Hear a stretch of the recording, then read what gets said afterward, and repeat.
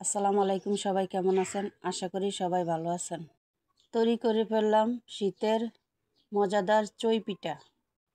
আজকে চই পিঠাটা অন্যভাবে বানাবো, খেতে কিন্তু একই স্বাদ। চলুন পিঠা বানাতে চলে যাই। আজকে অনেক চই পিঠা খেতে ইচ্ছা করছিল। আজকে কিন্তু বাসায় চই পিঠা বানানোর উপকরণ কিছুই ছিল না।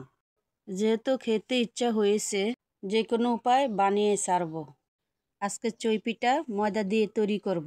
1.5 কাপ পানির সাথে একটু লবণ দিয়ে 2 বাটি ময়দা দিয়ে দিলাম। 2 বাটি ময়দা দিয়ে অনেকগুলো চই হয়ে যাবে।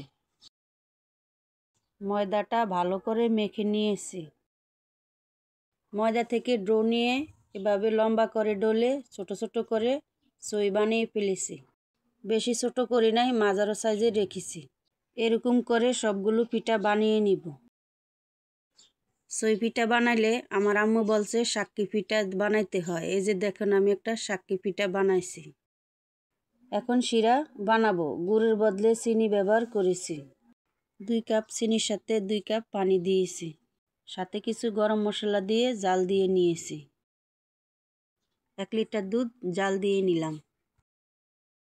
3-4 চামচ গুঁড়া দুধের সাথে 1 চামচ লিকুইড দুধ মিশিয়ে নিলাম। শিরাটা ঠান্ডা হলে জাল দেওয়া দুধ দিয়ে দিব। দুধগুলো দিয়ে নেড়ে নিব। অল্প একটু স্বাদ অনুযায়ী একটু লবণ দিয়ে দিলাম। 1-2টা বলক আসলে অল্প অল্প করে চইগুলো দিয়ে দিব। সবগুলো একসাথে দিব না, দলা পাকিয়ে যেতে পারে। সবগুলো চই দিয়ে ভালো করে নেড়ে নিব।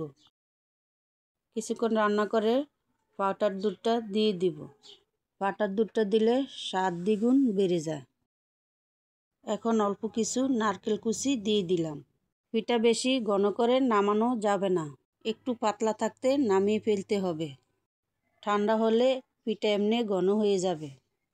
আর 5-6 মিনিট রান্না করে নামিয়ে ফেলব। পুরা রান্নাটা আমি মিডিয়াম আঁচে করেছি।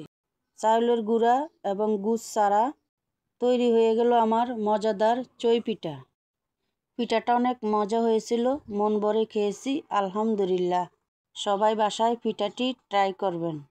ভিডিওটি দেখার জন্য অসংখ্য ধন্যবাদ।